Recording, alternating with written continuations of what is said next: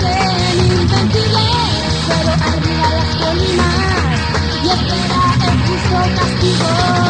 No, que empiece guerra para sobrevivir. Y empiece guerra, no, matar o morir. Llegado el momento, sus ojos contemplan perplejos y el horizonte cubierto de rostros rojizos, de enfurecidos guerreros, no. Wow, y el sonido de las flechas se mezcla con sus gritos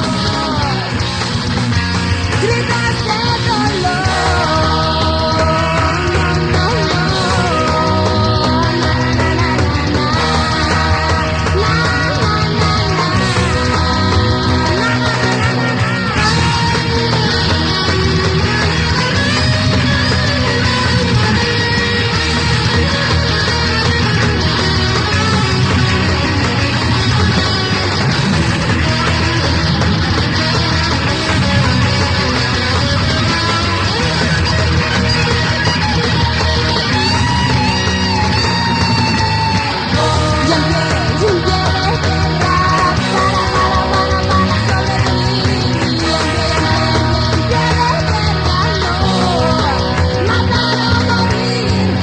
Contemplan estremecidos la imagen cruel de la muerte infiel y despiadada, volviéndose contra ellos. Se alejan los vencedores y hacen sin vida los vencidos, convidados de piedra y en el festín de los buitres. No, y empieza